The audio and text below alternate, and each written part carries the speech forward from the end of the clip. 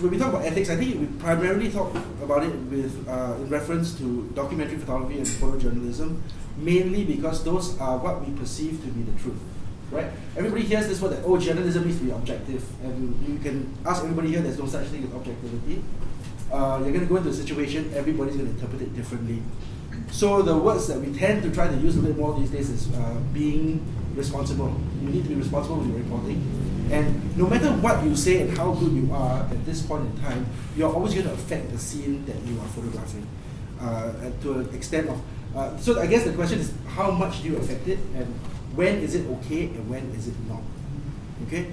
I'm just going to get this out at the very beginning. I think that the currency that journalists and photographers deal with, the main source of currency is credibility.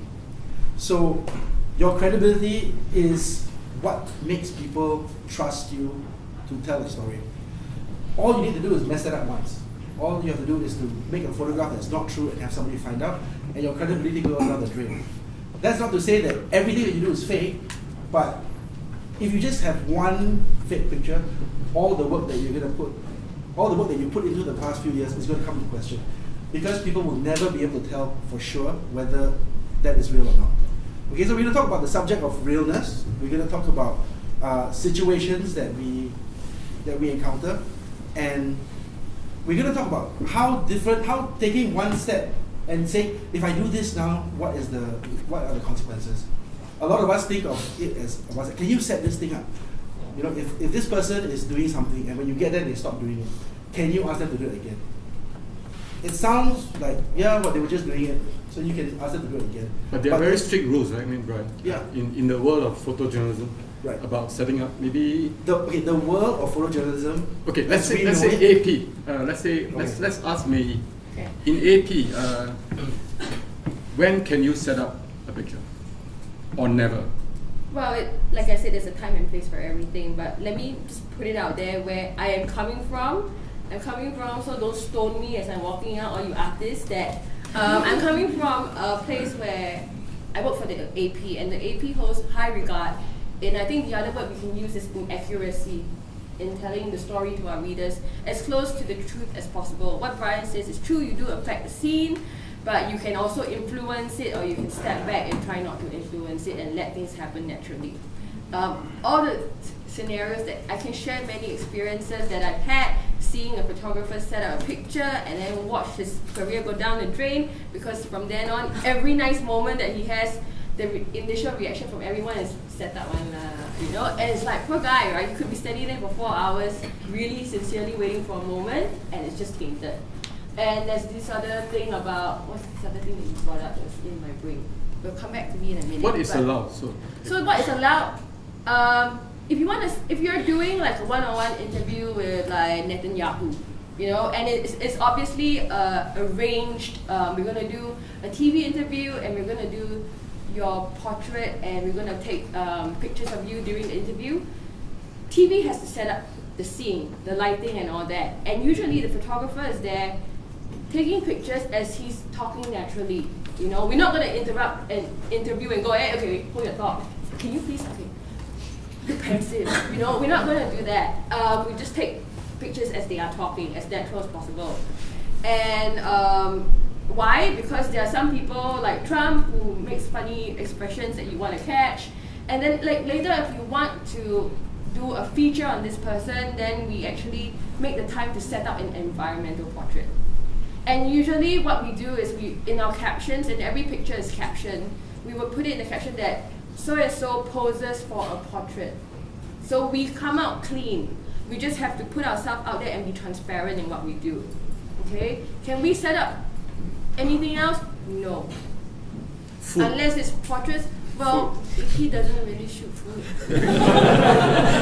Fashion? And even in food, we try not to. Like if you're gonna do like crazy food, I find in North Korea, I just like will order it and then get the waitress to put it. Maybe I will keep the styling of the background the same, but as it is. Like I won't like, if it's pig's blood, I won't like, squeeze it to look more bloody. You know what I mean? Like, squeeze whatever lah. But that's what I mean. We keep it as close and accurate as we see it, so that you can get that accurate piece of news. So am I right? I don't want to trick you, I mean, like, how many of you have, simple question, I was just thinking about this at the food court.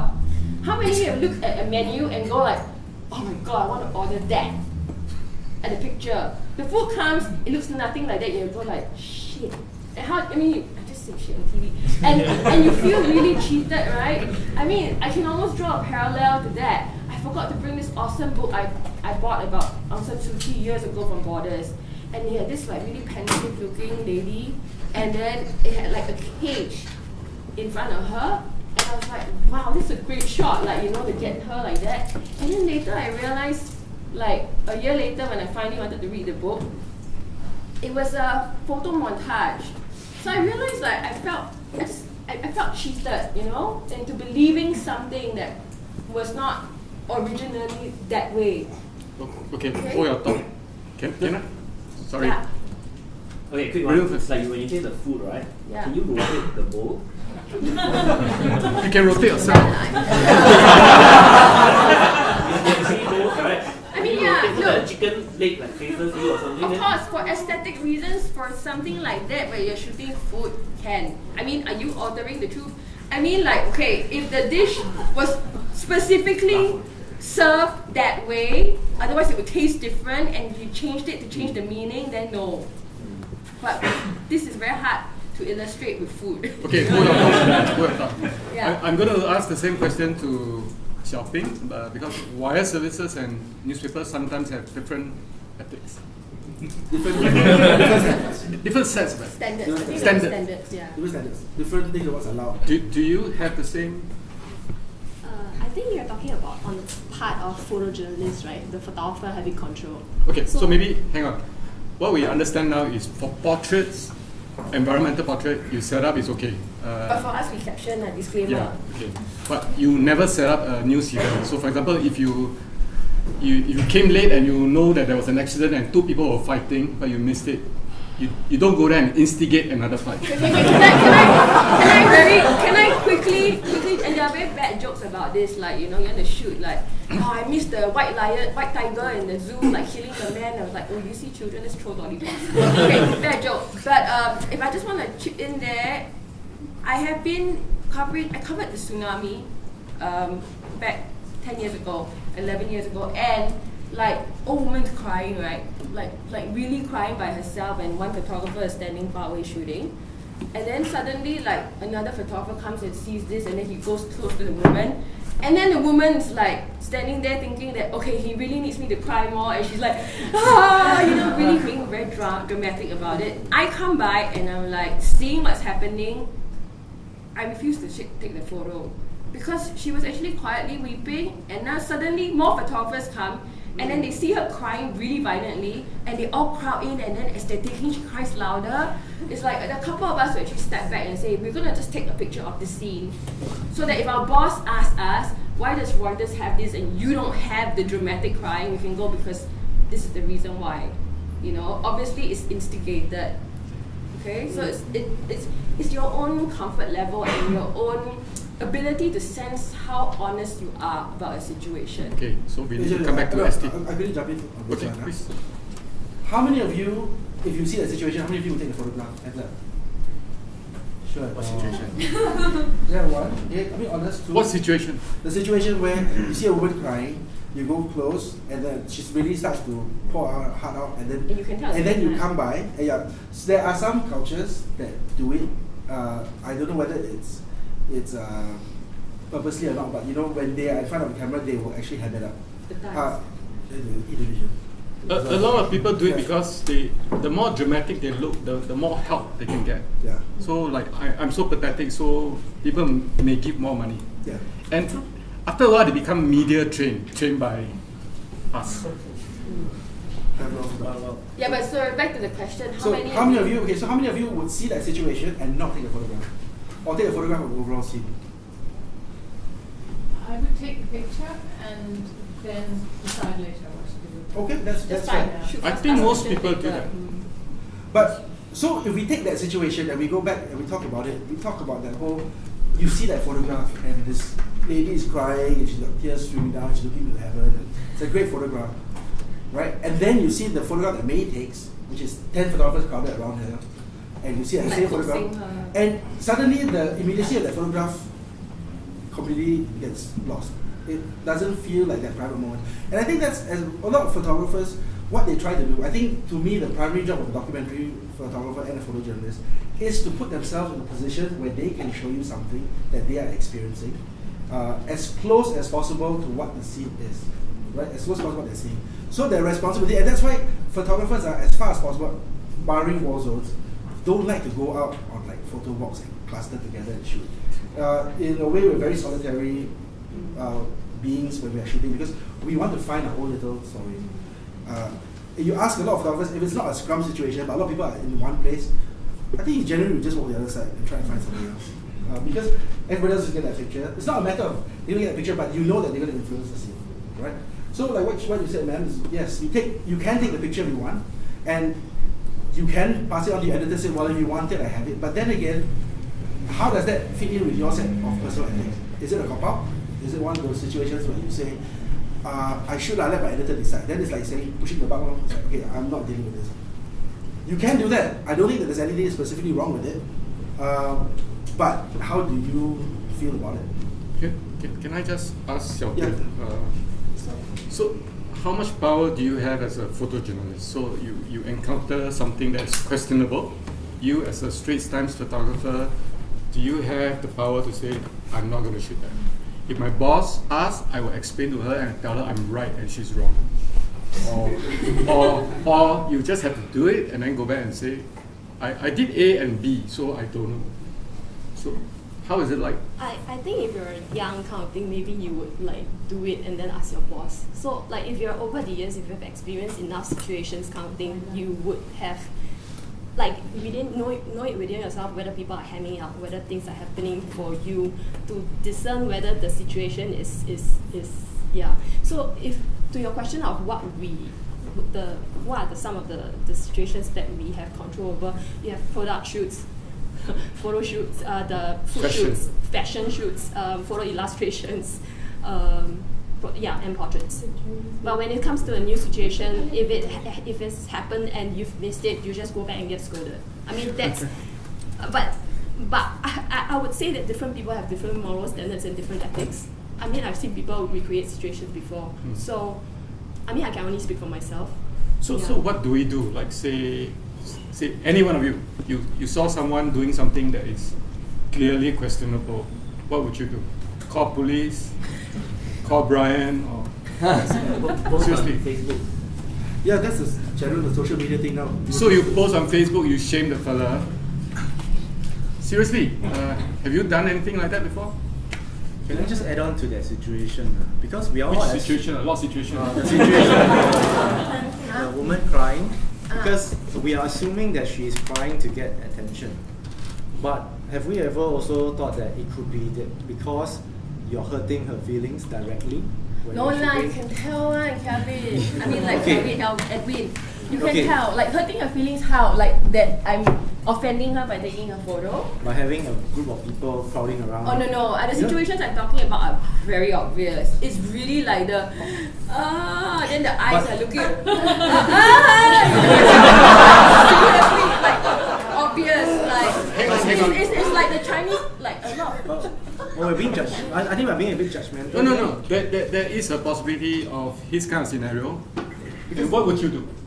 I would. You bring it up so you have to answer, right? Yeah, I would probably have taken that picture, but I would have taken a step back and You say sorry and yeah, because I don't know, because it's a decent thing to do for me. But and I think I cannot second guess why she started crying louder.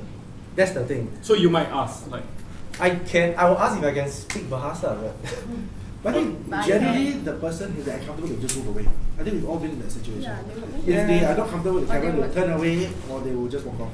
no, it's interesting that within 10 minutes, like, this kind of scenario come out, like, because when you came into this room earlier on, you only think about photo manipulation, setting up, but so ethics is really quite wide. Because look, I don't think we can pass a valid judgment on this woman why she's crying, because she might have lost like her whole family. No, but then you Right. interview after that. But the thing is, if you're talking about based on your experience and based on working in a red pack, out there, and going around and dealing with people every day of your life, I think you can tell whether. And if you've been observing the situation, Sure. you I think there's better judgment on that part. Sure. We're not talking about just walking into a scene and then seeing 10 photographers and she's crying loudly. Mm-hmm. Then it's very obvious. You would know, okay, is she being offended? But like what Bryan said, a lot of people who don't want to be shot make it very obvious to you. Yeah. You know? Being ethical also means you are committed to accuracy, right? Yeah, accuracy. So in this case, if he had gone back and found out why she was crying and Yeah. worked that into the caption, it would have been okay. Would you have been? But then you that have feel better? Yeah, I think so. No. Because there's a bit of closure. The thing is, I think I agree with the fact that if you as the first photographer goes in with that white lens and start putting in a face, right? And then you join this photographer and start to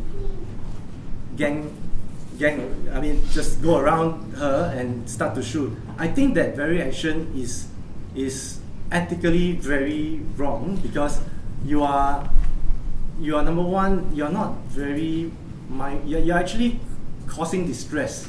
I mean, anybody in that situation would be distressed unless you are Can I say Cam Hall. something? Wait. I have been Sorry, in a situation Tom. where it's like that. Tom has been trying to say something. No, I haven't. No, I mean, what you're talking about is, it's a different situation. Like, Yeah. if you're sitting there and you see someone quietly weeping, and then they ham it up for the camera, and then you come along and you see this, woman, absolutely distraught. Maybe you might think, oh, wow, look, that's a great picture. This woman's really, really distraught. You haven't necessarily been there for the whole kind of sequence of events.